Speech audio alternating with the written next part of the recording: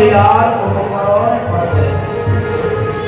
যেভাবে ভগবান কৃষ্ণচন্দ্র গোপীদের ঘরে ঘরে গিয়ে মাখন চুরি করতেন, মহাপ্রভু কিন্তু চৌরবিদ্যা কিছুদিন করেছেন।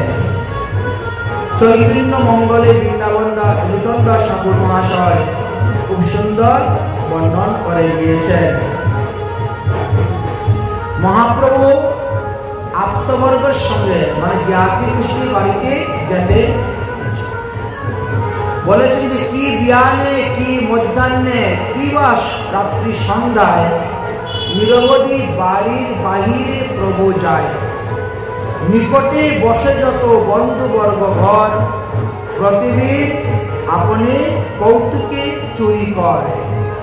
কারু ঘরে দুগ্ধ পিয়ে কারু ঘরে ভাত, হাঁড়ি ভাঙ্গে যায় ঘরে কিছু না পায় তার। এইভাবে তিনি যেতেন। যার ঘরে শিশুকে তাহারে কাদায়, কেহ দেখিলে মাত্র উঠিয়া পলায়। দৈবী যদি কেহ তারে পারে ধরিবারে, তবে তার পায়ে ধরি পরিহার করে।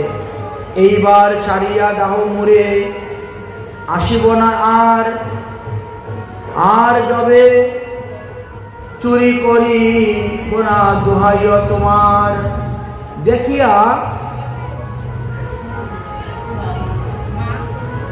দেখিয়া শিশুর বুদ্ধি সবাই বিস্মিত হয়ে যেতেন। এইভাবে মহাপ্রভু নবদ্বীপ লীলাতেও আত্মীয় স্বজন মিষ্টি কুটুম্ব পাড়াপতির বাড়িতে গিয়ে তিনি দুগ্ধ চুরি করে খেতেন। বেরোল পাড়ার লোক চোর ধরিবার তরে, চোরের গলায় ফুলের মালা ঘর জুমজুম করে। নালয় চোর ঘটি বাটি নালয় টাকা করি, যার ঘরে পায় ভোগ প্রসাদ তার ঘরে করে চুরি। দুয়ার চেপে বসল ঘুরি চোর ধরিবার আসে, ধমক দিয়া চোর পালাইল লুচন দেখে হাসে। তাই মহাপ্রভুকেও ধরার জন্য বসতেন কিন্তু পারতেন না।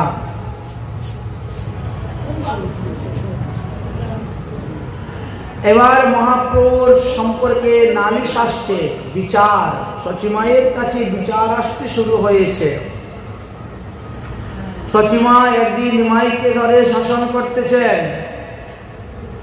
কেন চুরি করো, কেন মারো শিশুরে, কেন পড়ো ঘরে গিয়া কিবা নাহি ঘরে, আমার ঘরে কি জিনিসের অভাব আছে, তুমি পরের বাড়িতে গিয়ে কেন চুরি করে খাও, পরের শিশুকে তুমি কেন কাঁদাও, তোমার যত বড় হচ্ছ ততই তোমার চঞ্চলতা বৃদ্ধি পাচ্ছে, চঞ্চলতা বৃদ্ধি পাচ্ছে। মহাপ্রভু নবদ্বীপে গঙ্গার তটে যারা স্নান করতে যেত, স্নান করে উঠলেই গায়ের মধ্যে বালু কাগে দিতেন, মুখের থেকে কুল্লুল ফেলে দিতেন, মানুষের গীতা ভাগ্য চুরি করে নিয়ে নিতেন, ফুল তুলসী নৈবেদ্য সব উলট পালট করে দিতেন। আর কুমারী কন্যাগণ যদি যায় এদেরকে ধরে নানা রকম পরিহাস উপহাস করতেন। কন্যাগণকে বলতেন, তোমরা শিবের পূজা করে কি লাভ হইবে, শিব তো আমারই কিঙ্কর, অতএব শিবের পূজা করলে লাভ হবে না, তোমরা আমার পূজা করো। গঙ্গা শিব দাসী মূর মহেশ কিঙ্কর, অতএব এদের পূজা করে তোমরা মনোবিষ্ট বর লাভ করতে পারবে না, আমার পূজা করো, আমি তোমাদেরকে বর দিব, তোমরা সুন্দর সুন্দর স্বামী পাবে। বলেছে, আর যদি আমাকে পূজা না করো, নৈবেদ্য খেতে না দেও, তাহলে আমি অভিসম্পাদ দিব, তোমরা 403 ঘর করিবে। এইভাবে মহাপ্রভু বলতেন, যদি মোরে নৈবেদ্য না দেহ হে কৃপণী, বৃদ্ধ ভর্তা হইবে তোর 403। বৃদ্ধ স্বামী পাবে, 403 পাবে। কুমারীগণ তখন ব্রাহ্মণের ছেলে অভিশাপ ভয়ে তখন নিমাইকে সবকিছু খেতে দিয়ে দিতেন। নিমাইকে সন্তুষ্ট হয়ে তাদেরকে বর দিতেন। এইভাবে নিমাইয়ের চঞ্চলতা দিন দিন বৃদ্ধি পাইতে শুরু হয়ে গেল। পুরুষ লোক যারা ছিলেন তারা এসে জগন্নাথ মিশ্রের কাছে নিমাইয়ের নামে নালিশ করতেন। মহিলারা এসে সচীদেবীর কাছে বলতেন, কেহ বলে মোর শিবলিঙ্গ করে চুরি, কেউ বলে মোর লইয়া পালায় উত্তরি, কেহ বলে সন্ধ্যা করি জলেতে নামিয়া ডুব দিয়া যায় চরণ ধরিয়া টানিয়া, কেহ বলে আমার না রয়ে সাজি ধুতি, কেহ বলে আমার চূড়ায় গীতা পুঁতি, কেহ বলে বৈশে মুর পূজারও আসনে, নৈবেদ খাইয়া বিষ্ণু পূজেহি আপনে। অতএব তোমার ছেলেকে শাসন কর, সে দিন দিন চঞ্চল হচ্ছে। ঠিক তেমনি ভাবে কুমারীগণ সচিমায়ের কাছে এসে বড় অনুনয় বিনয় করে সচিমাকে সম্বোধন করে বলেন নিমাইয়ের চাঞ্চল্যতার কথা। সচিকে সম্বন্ধিয়া বলে, সবে বচন শোনো ঠাকুরানী তু নিজ পুত্রের করম। তোমার ছেলে কি কি করে আমাদের সঙ্গে বলিতেছি শুনো। ব্রত করিবারে যত আনি ফুল ফল, ছড়াইয়া ফেলে তাহা ছিড়িয়া সকল। স্নান করি উঠিলে বালুকা দে গায়, যতে ক চপল শিশু রহিতার সায়। আনন্দিত অলক্ষিতে আসিয়া কানে বলে বল ভ্রুল, কেহ বলে মুর মুখে দিয়াছে কুল্লুল, মুর গায়ে দিয়াছে কুল্লুল। উকরার বিচি দে কেশের ভিতরে, কেহ বলে মুরে চাই বিবাহ করিবারে। এইভাবে তোমার ছেলের উৎপাদ দিন দিন বৃদ্ধি হচ্ছে। নিবারণ করো ঝাট আপন ছাওয়াল, নদিয়ায় হেন কর্ম প্রভু নহি ভাল। এই নদিয়ায় সভ্য ভদ্রলোকেরা বাস করে, পণ্ডিত সমাজ, আর তোমার ছেলে এরকম উৎপাত করে, অতএব তাকে শাসন করো। তা শুনিয়া শচীদেবী তখন তাদেরকে মিষ্টি বাক্যের দ্বারা বুঝাইয়া সুঝাইয়া বিদায় দিলেন। আর বিদায় দেওয়ার পর এবার মহাপ্রভুকে শাসন করতে শুরু করলেন। কিন্তু মহাপ্রভু শাসন মানেন না, সবসময় পাড়ায় পাড়ায় টই টই টই টই করে ঘুরে বেড়ান। একদিন মহাপ্রভু অঙ্গেতে খুব সুন্দরভাবে অলংকার সাজিয়ে দিয়েছেন সচিমা। অলংকার গুলো গায়ে দিয়ে নিমাই ঘুরে বেড়াতে বেড়াতে অনেক দূরে চলে গেছে। দুই চোর দেখেছে মহাপ্রভুকে, চিন্তা করছে এই বালককে আমরা চুরি করে নিয়ে যাব আর জঙ্গলে নিয়ে রেখে অলংকার গুলা খুলে নিয়ে চলে যাব ওকে ছেড়ে। এই জন্য তারা বাবা বাবা বলে নিমাইকে কুলে তুলে নিয়েছেন। নিমাইকে কাঁধে তুলে নিয়ে তারা নিজেদের বাড়ির দিকে রওনা হয়েছে। কিন্তু মহাপ্রভু তাদেরকে মোহিত করে দিয়েছেন। তারা নিজেদের বাড়ির রাস্তা মনে করে সেই জগন্নাথ মিশ্রের বাড়ির দিকে রওনা হয়ে গেছে। জগন্নাথ মিশ্রের বাড়িটাকে তারা নিজেদের ঘর মনে করতেছে। কাঁধের থেকে মহাপ্রভুকে নামিয়েছে চুরি করার জন্য, এমনি মহাপ্রভু দৌড়ে চলে গেছে, বাবা বাবা বলে চলে গেছে। জগন্নাথ মিশ্র ঘর থেকে বেরিয়েছেন, আরে বাবা তোকে অনেকক্ষণ ধরে খুঁজে বেড়াচ্ছি, তুই কোথায় গিয়েছিলে? মহাপ্রভু বললেন, যেতে যেতে রাস্তা ভুলে গিয়েছিলাম, এই দুই ব্যক্তি কাঁধে করে আমাকে বাড়িতে এনে দিয়েছে। অত্যন্ত সন্তুষ্ট প্রসন্ন হয়ে গেলেন, আরে তোমরা আসছো যখন তাহলে বসো, কিছু খাওয়া দাওয়া করো। এরা তো প্রাণ নিয়ে পালাতে পারলেই বাঁচি, চুরের মনে তো পুলিশ পুলিশ সবসময় থাকে, একটা ভয়। এইভাবে মহাপ্রভু এক তৈত্রীয় ব্রাহ্মণকেও কৃপা করেছিলেন। তীর্থযাত্রী এক ব্রাহ্মণ তীর্থ ভ্রমণ করতে করতে করতে করতে তিনি এসে উপস্থিত হয়েছিলেন মহাপ্রভুর বাড়িতে। তাই শচী দেবী জগন্নাথ মিশ্র খুব আদর আপ্যায়ন করে তিনাকে সেবার ব্যবস্থা করেছিলেন। তিনি বললেন, আমি তো সপাকি, সহস্তে রান্না করে ভোজন করি। তিনার নাম ছিল দ্বিজ বলরাম দাস। তীর্থ ভ্রমণ করতেন, গলার মধ্যে একটা কণ্ঠে গোপাল ঝুলিয়ে রাখতেন।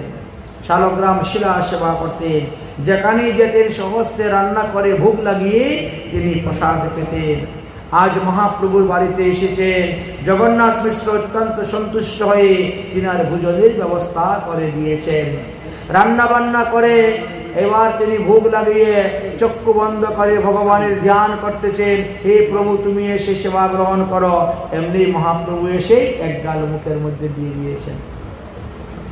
চোখ খুলে তাকিয়ে দেখে নিমাই পণ্ডিত নিমাই প্রসাদ খেয়ে নিচ্ছেন। হাহাকার হাহাকার করতে শুরু করলেন, সর্বনাশ সর্বনাশ, দেখো তোমাদের এই বালক আমার ভোগের নৈবেদ্য নষ্ট করে দিল।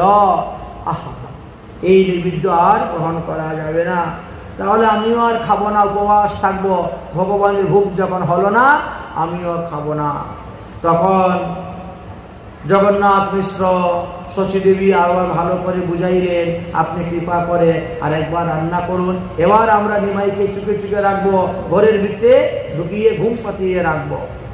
ঘরের ভিতরে ঢুকিয়ে নিমাইকে ঘুম পাতিয়ে রেখে দিয়ে আবার সেবার ব্যবস্থা করলেন। রান্না করলো, ভোগ দিবে। আবার যখন চক্ষু বন্ধ করে তিনি আরম্ভ করলেন ভগবানকে ডাকতে, আর স্বয়ং ভগবান মহাপ্রভু এসে আবার খেতে শুরু করে দিয়েছেন। আবার তিনি হায় হায় করতে শুরু করলেন। সঙ্গে সঙ্গে জগন্নাথ মিশ্র লাঠি নিয়ে আসছেন তাকে মারার জন্য।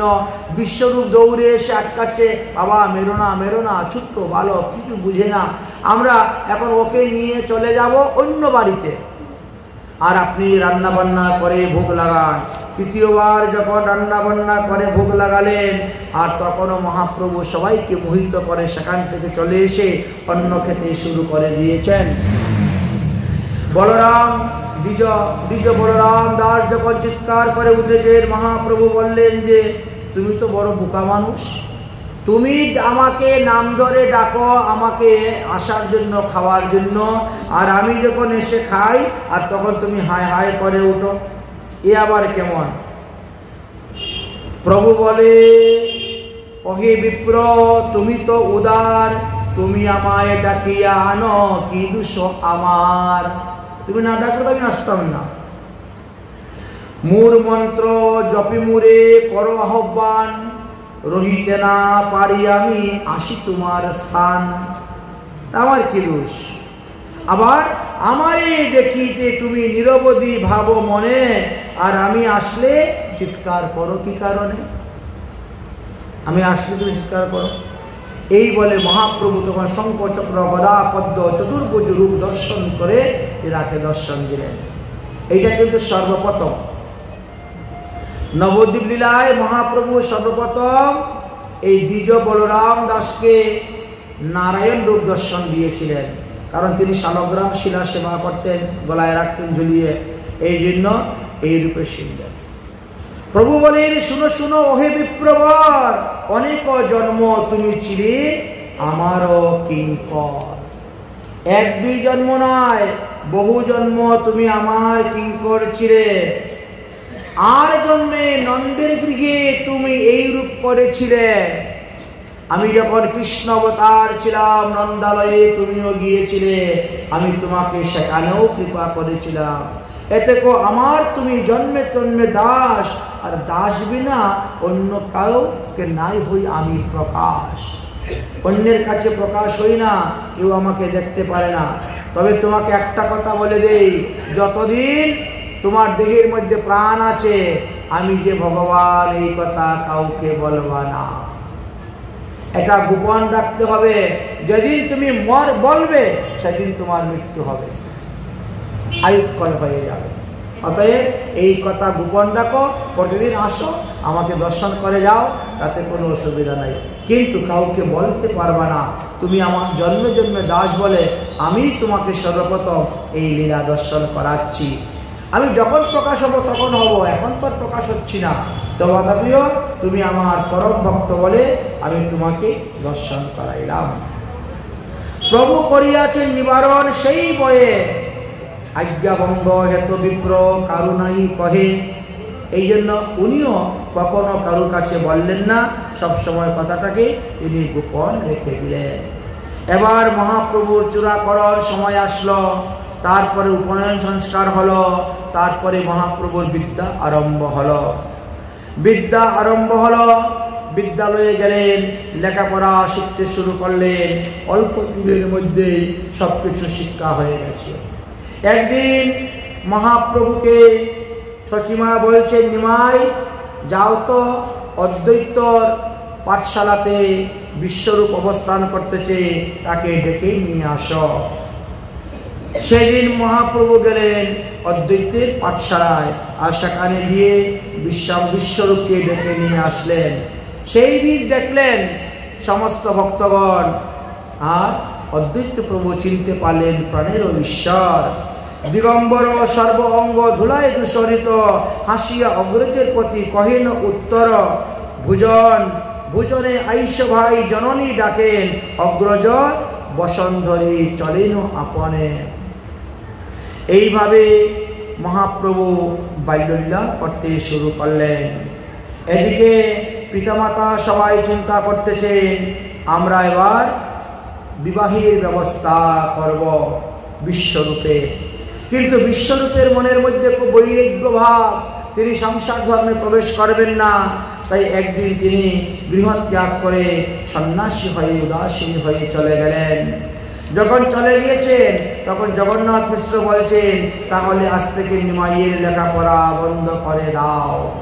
নিমাই যদি লেখাপড়া করে জানতে পারে এই সংসার অনিত্য, তাহলে সেও তার দাদার মতো সন্ন্যাস গ্রহণ করে চলে যাবে। শচীদেবী বলছেন, আরে ছেলে যদি মূর্খ থাকে তাহলে তো তাকে কেউ মেয়ে দিবে না, কিছুটা লেখাপড়া তো করুক। শচী বলে, মূর্খ হইলে জীবে কেমনে, মূর্খরে কন্যা বা দিবে কোন জনে। এক তো মূর্খ হলে তার নিজের জীবনটাই তার বেকার হয়ে যাবে, চলতে পারবে না। অতএব তাকে আর লেখাপড়া করানো হোক। জগন্নাথ মিশ্র বলছেন, না, একদম নাই। অতএব ইহার পরিবার কার্য নাই, মূর্খ হইয়া ঘরে থাকুক আমার নিমাই। মূর্খ হয়ে ঘরে থাকুক, সেও ভালো, লেখাপড়ার দরকার নেই। এতক্ষণা করো চিন্তা, পুত্রপতি তুমি, কৃষ্ণ পুষিবেন পুত্র বলিলাম আমি। ভগবান তার পোষণ করবেন। যাবৎ শরীরে প্রাণ আছে হে আমার, তাবৎ তিলক দুঃখ নাহি কৌহার। আমি যতদিন জীবিত আছি এতদিন তার কোনো চিন্তা নেই। মহাপ্রভু চিন্তা করলেন, আমাকে যখন স্কুলে পড়তে দিবে না, আমিও উল্টা পাল্টা কাজ করি। এই বজ্রহারির মধ্যে গিয়ে বসে গেছে, শুয়ে পড়েছে। বজ্রহারিকে দেখে সচিমা তো রেগে গেছে, আরে বজ্রহারি পড়ছিলে স্নান, তোমার কি এইটুকু জ্ঞান নাই? বলে, আমি তো লেখাপড়াই করি না, স্কুলে কদিন গিয়ে চলে এসেছি, তো আমি কেমন করে বুঝবো কোনটা ভালো কোনটা খারাপ, কোনটা পবিত্র কোনটা অপবিত্র? পাড়া প্রতিবেশীরা বলছে, আমাদের ছেলে মেয়েদেরকে মেয়েরে পিঠেও লেখাপড়া করাতে পারি না, আর তোমার ছেলে পড়তে চায় আর তুমি তাদেরকে পড়াও না। যাও যাও, স্কুলে ভর্তি করে দাও। নিমাই চলে আয় চলে আয়, তোকে কালকে স্কুলে ভর্তি করিয়ে দিবেন। নিমাই তখন সন্তুষ্ট হয়ে আসলেন। তারপরে আবার নিমাইকে স্কুলে ভর্তি করানো হলো। নিমাই অল্প দিনের মধ্যে পাণ্ডিত্য লাভ করলেন এবং নিজেই তিনি একটা ব্যাকরণের টিকা রচনা করলেন। যদিও তিনি ন্যায় করেন নাই, তথাপিও তিনি ন্যায়ের টিকাও রচনা করেছিলেন। মহাপ্রভুর সতীর্থ ছিল একজন রঘুনাথ ভট্টাচার্য। তিনি ন্যায় পড়েছেন এবং ন্যায়ের টিকা তিনি লিখেছিলেন। কিন্তু মহাপ্রভু যে টিকা লিখেছিলেন, এই টিকা যে পড়বে সে আর এই রঘুনাথের টিকা কেউ পড়বে না। এই জন্য রঘুনাথ মনে বড় দুঃখ পেত। একদিন তিনি নিমাইকে বললেন, তখন মহাপ্রভু নিজের লেখা টিপ্পণীটা তিনি গঙ্গার জলে বিসর্জন করে দিলেন। তোমারই জয় হোক জগতে, তোমার গ্রন্থেই প্রচার হোক। মহাপ্রভু নিজে বিদ্যাশিক্ষা লাভ করতে করতে 16 বৎসর বয়স হয়েছে। 16 বৎসর বয়সে তিনি নিজেই একখানা সাংস্কৃতিক স্কুল খুললেন এবং তিনি নবদ্বীপের মধ্যে অদ্বিতীয় পণ্ডিত হয়ে গেলেন।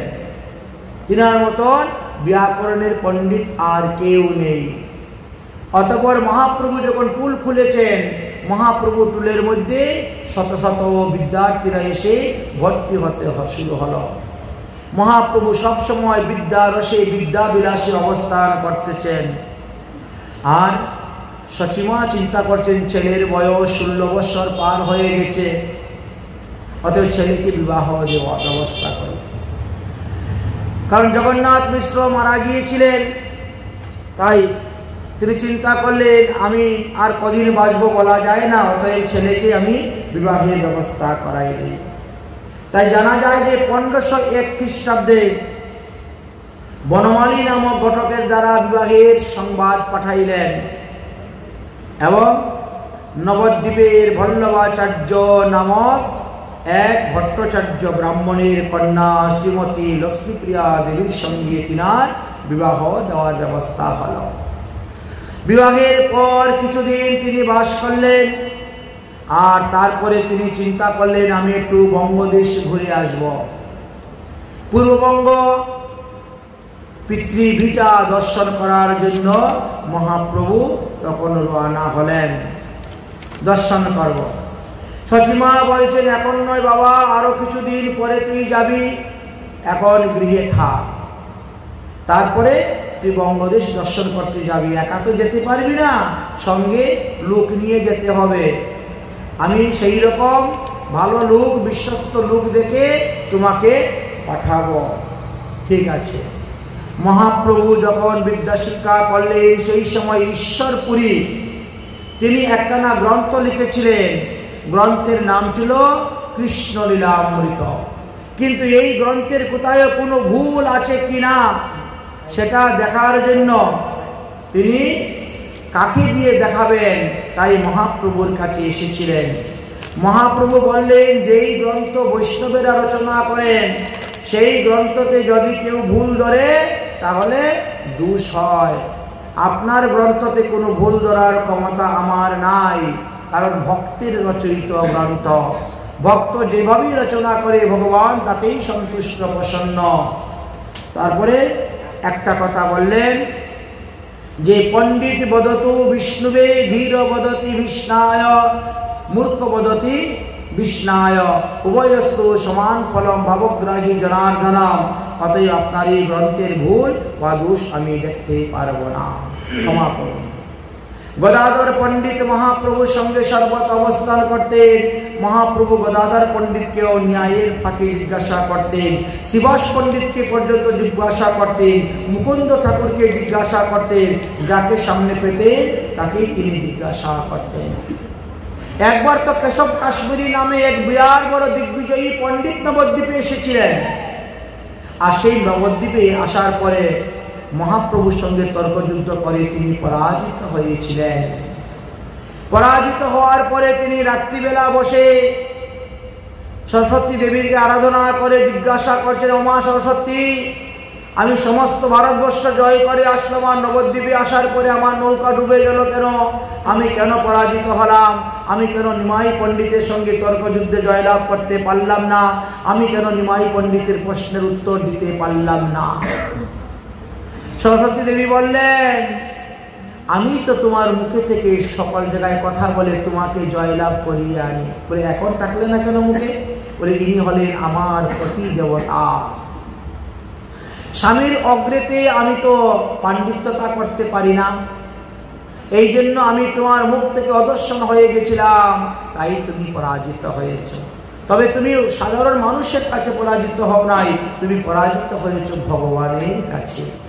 তুমি এতদিন যে আমার সেবা পূজা করেছো তার ফল তুমি আজকে পেলে।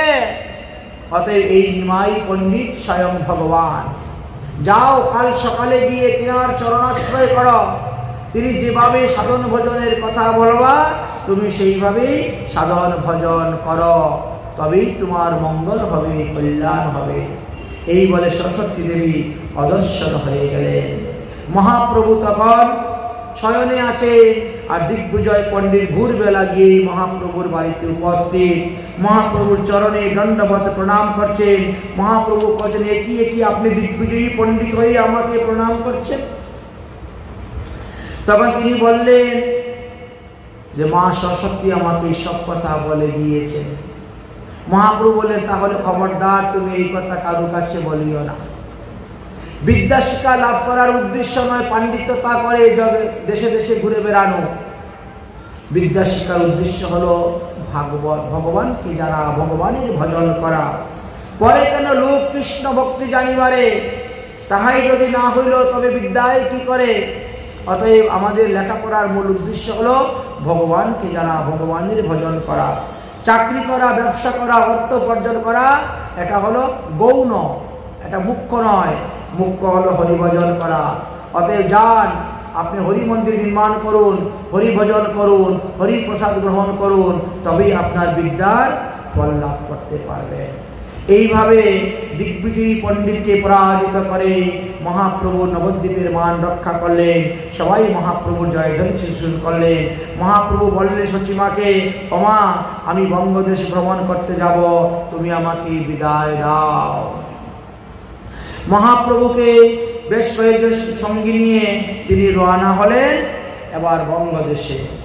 বঙ্গদেশে মহাপ্রভু পৌঁছিবার আগেই তো ওনার টিকা টিপ্পণী লিখিত গ্রন্থ প্রকাশ হয়ে গিয়েছিল। এবার গ্রন্থকার যিনি তিনি আসছেন, তার সঙ্গে সাক্ষাৎ করার জন্য বহু বহু লোক আসতে শুরু হলেন। সবাই এসে মহাপ্রভুর চরণে শরণাপন্ন হচ্ছেন। আর এমন সময় তপন মিশ্র নামে এক দেবী সাধক ছিলেন। দেবী সাধক তিনি দেবীর আরাধনা করতেছেন। ওই দেবী তপন মিশ্রকে বলছেন, অরে তপন মিশ্র, তুই যে এতদিন আমার পূজা করেছিস, আজ সেই পূজার ফল পাবে। স্বয়ং ভগবান নবদ্বীপে অবতীর্ণ হয়েছেন নিমাই পণ্ডিত রূপে, আর তিনি পূর্ববঙ্গ দর্শন করার জন্য এসেছেন। যা তিনার চরণে পড়ে আত্মসমর্পণ করে দে, তিনি স্বয়ং ভগবান। তার আদেশ অনুসারে তুমি সাধন করো, ভজন করো, তাহলে তোমার মঙ্গল হইবে, তোমার মঙ্গল হইবে। যাও মহাপ্রভুর চরণে গিয়ে তুমি আত্মসমর্পণ করে দাও।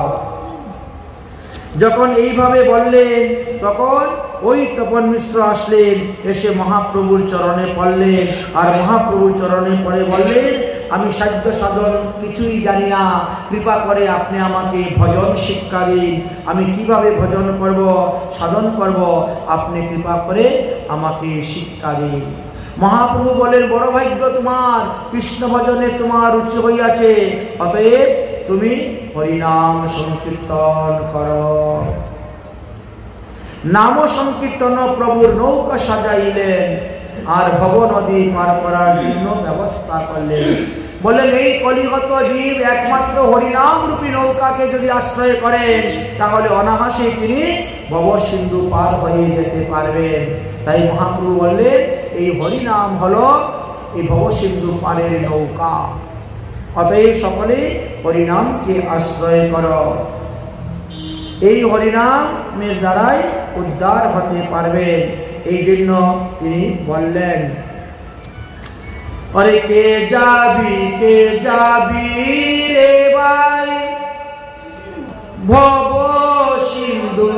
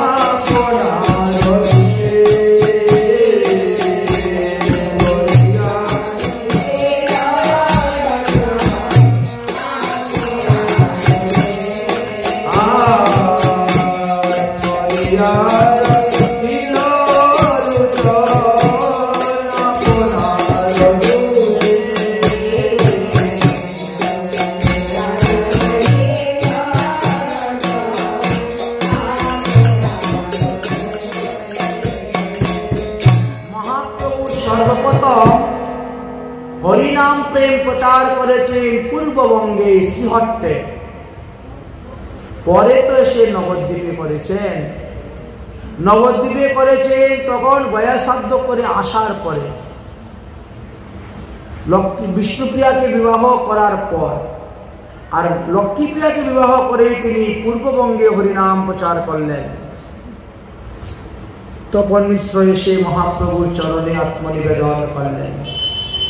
প্রভু বলেন, বিপ্র তোমার ভাগ্যের কি কথা, কৃষ্ণ ভজিবারে চাও সে সর্বতা, ঈশ্বর ভজন অতি দুর্গময় পার, যুগ ধর্ম স্থাপিয়াছেন স্বয়ং ভগবান। এক এক যুগে এক এক রকম ধর্ম, চারি যুগে চারি ধর্ম রাখি কীর্তিতলে, স্বধর্ম পালিতে প্রভু বলিয়াছেন সকলে। আর কলিযুগের ধর্ম হয় নাম সংকীর্তন, চারি যুগে চারি ধর্ম জীবেরই কারণ। কলিযুগে না হয় শুধু নাম যজ্ঞ সার, আর কোন ধর্ম করলে নাই হইবে পার। রাত্রি দিন নাম লও খাইতে শুইতে, তাহার মহিমা বেদে নাই পারে দিতে। শুনো মিশ্র কলিযুগে নাহি তপ যজ্ঞ, যেই জন ভজে কৃষ্ণ সেই মহাভাগ্য। অতএব গৃহে তুমি কৃষ্ণ ভজ গিয়া, কুটি নাটি পরিপাটি একান্ত হইয়া, সাধ্য সাধন তত্ত্ব যে কিছু সকল, হরিনাম সংকীর্তনে মিলিবে কেবল। বিপ্র বললেন, হরির তো অনন্ত নাম, তাহলে আমি কোন নামে হরিনাম করব? মহাপ্রভু বললেন, হরে কৃষ্ণ কৃষ্ণ কৃষ্ণ হরে হরে, হরে রাম রাম রাম হরে হরে।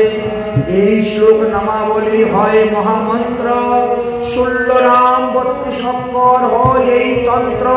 সাধিতে সাধিতে যবে প্রমাণপুর হবে, সাধ্য সাধন তত্ত্ব সব সকলেই জানিবে। এইভাবে মহাপ্রভু তাকে বিদায় দিলেন, উপদেশ দিয়ে। তারপরে বললেন, যাও তুমি কাশীতে গিয়ে বাস করো। আমি যখন সন্ন্যাস গ্রহণ করে বৃন্দাবনে যাইব, তখন কাশীতে তোমার সঙ্গে দেখা হবে, আর তখন আমি আরো তোমাকে সাধ্য সাধন তত্ত্ব উপদেশ দিব। এই বলে মহাপ্রভু আবার নবদ্বীপে চলে আসলেন। কিন্তু নবদ্বীপে আসার পরে সেই ভাব, সেই ভক্তি, সেই ভঙ্গি, সেই প্রেম কিছুই নাই। নবদ্বীপে তো তিনি নিমাই পণ্ডিত, নবদ্বীপে তিনি বিদ্যারসে ডুবে আছেন। মহাপ্রভু যখন আসলেন, আসার পরে শুনতে পেলেন যে লক্ষ্মীপ্রিয়াকে সর্পদংশন করেছে, আর লক্ষ্মীপ্রিয়া মারা গিয়েছেন। শুনতে পেলেন, যাই হোক, অতঃপর আরো কিছুদিন বিদ্যারসে অবস্থান করলেন। অতঃপর মহাপ্রভুর দ্বিতীয় বিবাহের জন্য সচিমা চিন্তা করলেন। কাশীনাথ নামে এক বিখ্যাত ঘটক ছিলেন, সেই বিখ্যাত ঘটকের কাছে নিমাইয়ের দ্বিতীয় বিবাহের জন্য আলাপ আলোচনা করলেন। ঘটক তখন বললেন যে হ্যাঁ, সনাতন মিশ্রের কন্যা বিষ্ণুপ্রিয়া নামে এক উত্তম সুন্দরী রূপবতী যুবতী কন্যা আছে, ওর সঙ্গে তোমার নিমাইয়ের বিবাহ অতি উত্তম হইবে।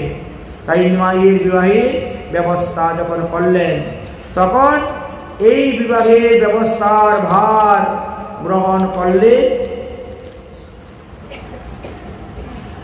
অনেকেই তিনার বিবাহের ব্যবস্থার ভার গ্রহণ করেছিলেন এবং বহুদিন অনেকেই দর্শন করেছিলেন।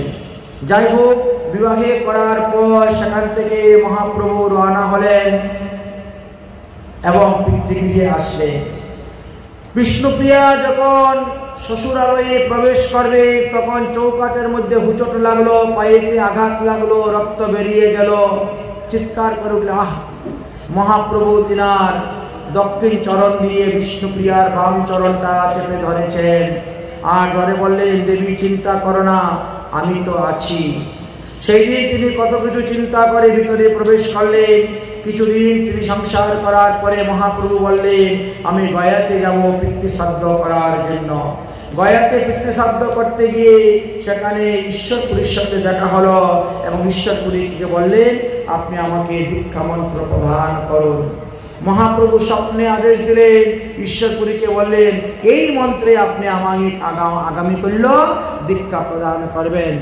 ঈশ্বরপুরী দীক্ষা দিলেন। সেই দীক্ষা গ্রহণ করে যখন তিনি ফিরে আসলেন, আর আসার পরে তিনি পরম বৈষ্ণব হয়ে গেলেন।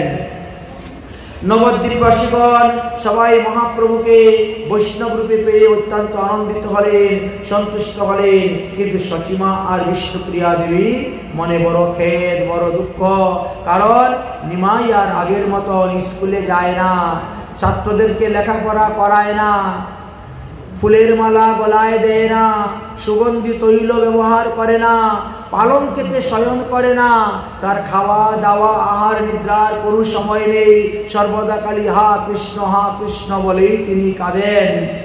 সচিমা মনে করলেন ছেলের হয়তো বায়ুরোগ হয়েছে, তাই তিনি ডাক্তার কবিরাজ দেখান, শীতল তেল নিয়ে আসেন। কখনো কখনো বিষ্ণুপ্রিয়াকে সুন্দর করে সাজিয়ে দিয়ে নিমাইয়ের কাছে গিয়ে বলেন, যাও বসো, গল্প করো, তার মনটাকে ফিরিয়ে আনো। কিন্তু হচ্ছে না। বিষ্ণুপ্রিয়া সুযোগই পান না, কারণ গদাধর পণ্ডিত সর্বদা মহাপ্রভুর সঙ্গে থাকেন, মহাপ্রভুর সেবা করেন, শয়নে ভোজনে গমনে সর্বদা অবস্থান করতে শুরু করেছেন।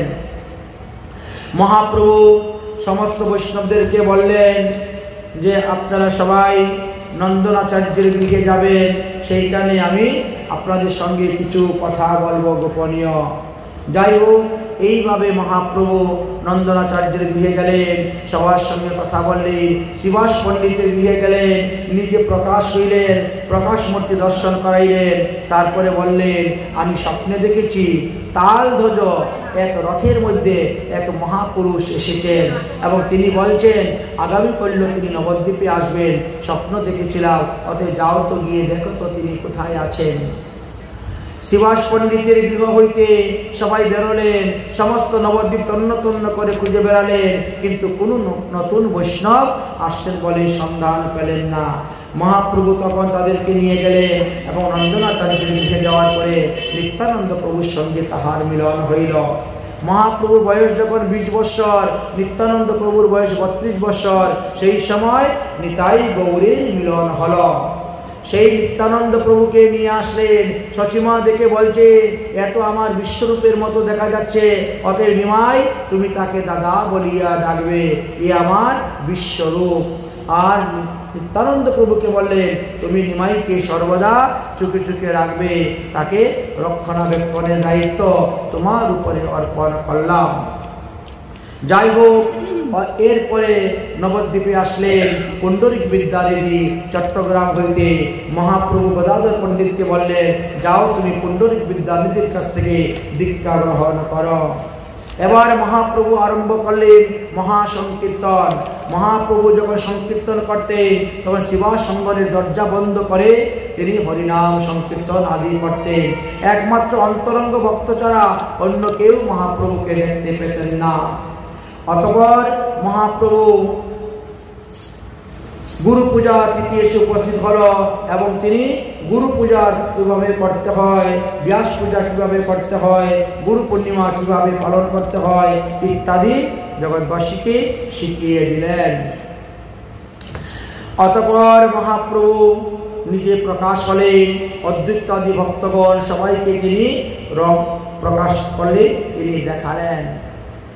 মহাপ্রভু লীলাকালে তিনি ঝুলন লীলা করেছেন, হোলি লীলা করেছেন, সমস্ত লীলা কিছুই করেছেন। তো ঝুলন হোলির সময় হোলি মহাপ্রভু নিজেও স্বয়ং রং খেলেছেন, নিত্যানন্দ গদাধর সবাইকে নিয়ে তিনি রং খেলা করেছেন। সকল ভক্ত লইয়া ফাগুয়া খেলা,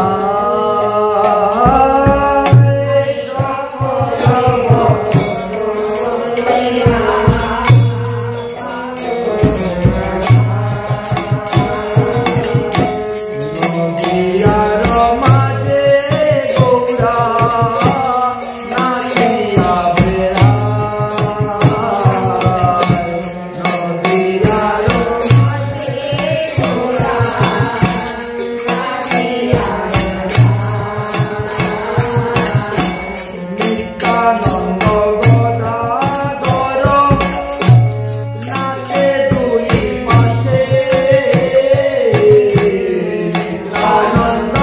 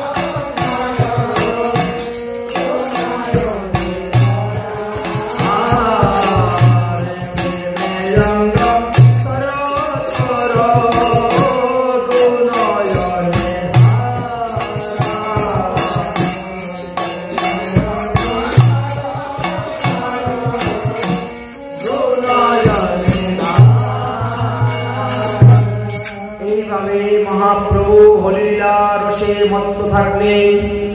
অতঃপর মহাপ্রভু বললেন যে এই হরিনাম সংকীর্তন এখন নগরে নগরে শহরে শহরে আমি প্রচার করব। অতএব এই হরিনাম আর ঘরে বন্দী থাকবে না। মহাপ্রভু আদেশ দিলেন নিত্যানন্দ প্রভু আর হরিদাস ঠাকুরকে, শোনো শোনো নিত্যানন্দ, শোনো হরিদাস, সর্বত্র আমার আজ্ঞা করহ প্রকাশ, প্রতি ঘরে ঘরে গিয়ে মাগো এই ভিক্ষা, বল কৃষ্ণ ভজ কৃষ্ণ কর কৃষ্ণ শিক্ষা। এইভাবে তাদেরকে আদেশ দিলেন। আর বললেন প্রতিদিন কোথায় কি হয় তা এসে তোমরা আমাকে জানাইবে। যাই হোক, এই হরিনাম প্রচার করতে গিয়ে জগাই মাধাই বাধা দিল। জগাই মাধাইকে কৃপা করার জন্য মহাপ্রভুকে অনুরোধ করলেন হরিদাস ঠাকুর। মহাপ্রভু বলেন চিন্তা করিও না, আমাদের নিত্যানন্দ হলেন হরিনামে মাতাল, আর জগাই মাদাই হলো মদে মাতাল। এক মাতাল আরেক মাতালকে উদ্ধার করিবে।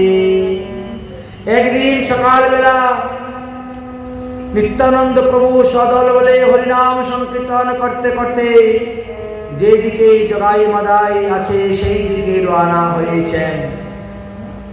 মহাপ্রভু হরিনাম প্রেম প্রচার করার জন্য রওনা হয়েছে। হরিদাসকে বলছে হরিদাস তুমি যাও। হরিদাস বলছে এরা মাতাল, এরা কখন কি করবে বলা যায় না। ভদ্র ভদ্র লোকেরা সবাই বলেছেন এরা নাকি সাধুদেরকে ধরে সাধুদের টিকি কেটে দেয়, সাধুদেরকে ধরে জোর করে মদ খাওয়াই দেয়, তাদের মধ্যে কোনো মনুষ্যত্ব জ্ঞান নেই। অতএব তাদেরকে হরিনাম উপদেশ দেওয়ার দরকার নেই, চলো চলো। নিত্যানন্দ প্রভু বলছেন এই দুই পাতকে যদি উদ্ধার করতে পারি তবেই তো নামের মহিমা প্রকাশ হইবে। তাই নিত্যানন্দ প্রভু গিয়েছিলেন নাম প্রেম প্রচার করার জন্য। আর সেই সময় ওই মাধাই অত্যন্ত কুপিত হয়ে গেল আর মদের সেই হাড়ি তুলে নিত্যানন্দ প্রভুর কপালে আঘাত করল। মাথাটা একটু কেটে গেল, রক্ত থরথর করে পড়তে শুরু হলো। মহাপ্রভু এই নিত্যানন্দ প্রভু বলছেন মেরেছিস তো বেশ করেছিস, তাতে দুঃখ নেই, তথাপিও তোরা একবার হরিনাম কীর্তন কর। এদিকে মহাপ্রভুর কাছে সংবাদ গিয়ে পৌঁছিল। মহাপ্রভু সেখান থেকে আসলেন।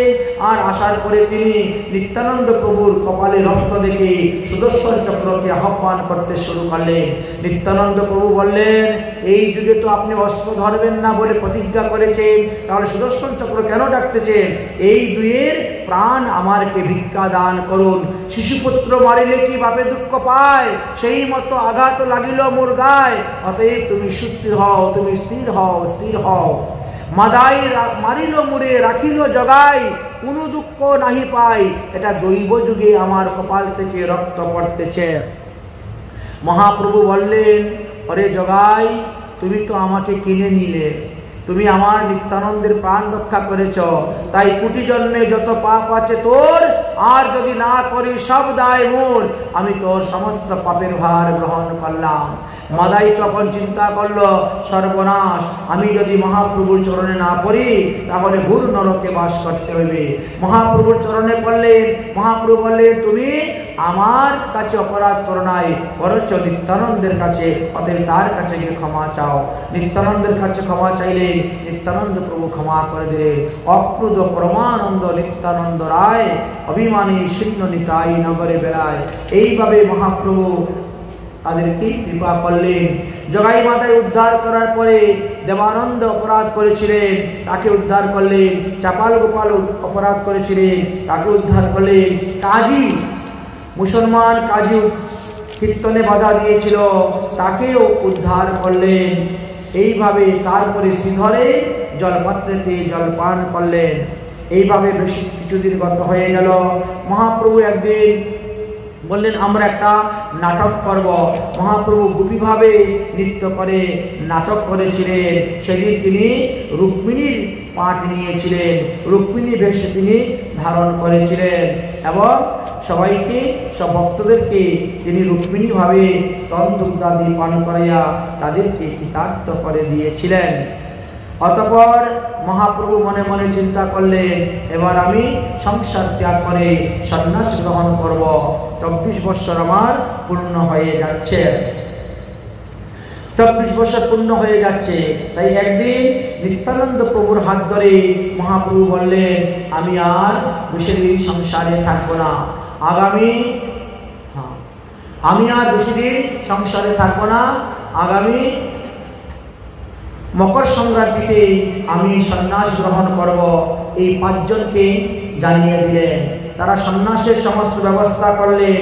মহাপ্রভু সচিমায়ের কাছ থেকে আদেশ নিলেন, বিষ্ণুপ্রিয়ার কাছ থেকে আদেশ নিয়েছিলেন। এই কথাটি লেখা আছে লোচন দাস ঠাকুরের রচিত সেই চৈতন্য মঙ্গল নামক গ্রন্থেতে। অতঃপর রাতের অন্ধকারে মহাপ্রভু নিদয়া ঘাট দিয়ে গঙ্গা পার হয়ে কাটুয়াতে যান এবং কেশব বাড়ির কাছ থেকে তিনি ভিক্ষা গ্রহণ করেন। সন্ন্যাস গ্রহণ করার পরে মহাপ্রভু আরম্ভ করেছিলেন নীলাচলে যাবেন, কিন্তু বৃন্দাবনে যাবেন বলছিলেন। সেখান থেকে তিনি রাঢ় দেশ 3 দিন ভ্রমণ করার পরে তিনি এসে উপস্থিত হলেন অদ্বৈত প্রভুর আশ্রমে। অদ্বৈত প্রভুর কাছে সচিমা গিয়েছিলেন। বিষ্ণুপ্রিয়া দেবীর যাওয়া নিষেধ ছিলেন। সন্ন্যাস গ্রহণ করার পর মহাপ্রভু সচিমায়ের আদেশে তিনি নীলাচলে গিয়ে বাস করলেন। নীলাচলে কিছুদিন বাস করার পর তিনি দক্ষিণ ভারত ভ্রমণ করতে গেলেন। 6 বছর দক্ষিণ ভারত ভ্রমণ করার পর তিনি পুনরায় আবার জগন্নাথপুরীতে আসলেন। সেই সংবাদ পেয়ে নবদ্বীপবাসী সমস্ত ভক্তগণ গিয়েছিলেন। মহাপ্রভু 7 সম্প্রদায়ের কীর্তনিয়া তৈরি করে আর জগন্নাথের রথযাত্রায় কীর্তন করেছিলেন। সেখানে তিনি উদ্ধার করলেন সার্বভৌম ভট্টাচার্যকে, কৃপা করলেন প্রতাপরুদ্রকে, আর রায় রামানন্দকেও তিনি রাধাকৃষ্ণের যুগলরূপে দর্শন দিয়ে কৃতার্থ করেছিলেন। কিছুদিন সেখানে বাস করার পর মহাপ্রভু পুনরায় আবার সিধা বৃন্দাবনের দিকে রওনা হলেন। আর বৃন্দাবনে গিয়ে রাধাকুণ্ড, শ্যামকুণ্ড এই 2 লুপ্ত তীর্থকে উদ্ধার করেছিলেন। রূপ গোস্বামী, সনাতন গোস্বামীর সঙ্গে সাক্ষাৎ হলো। তাদের শরীরের মধ্যে শক্তি সঞ্চার করে দিয়ে তাদেরকে লুপ্ত তীর্থ উদ্ধার করার জন্য তাদেরকে পাঠিয়ে দিয়েছিলেন। অতঃপর মহাপ্রভু আবার নীলাচলে আসলেন। তারপরে নবদ্বীপেও আবার পুনরায় আসছিলেন জন্মভূমি দর্শন করার জন্য। বিভিন্ন স্থানে গমনাগমনে আরো 6 বছর গত হয়ে যায়। অর্থাৎ মহাপ্রভু 18 বছর নীলাচলে বাস করেছিলেন। তার মধ্যে সুদীর্ঘ 12 বছর গম্ভীরা মঠেতেই তিনি রাধা ভাবে ভাবিত হয়ে ভজন করেছিলেন। আপনি করি আস্বাদন শিখাইলা ভক্তগণে।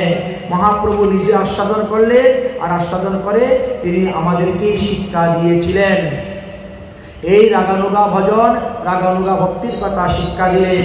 আর এইভাবে দেখতে দেখতে মহাপ্রভু অন্তিম সময়ে এসে উপস্থিত হয়েছিল। মহাপ্রভু অন্তিম সময়ে কথা জানা যায় যে ছিল আষাঢ় মাস।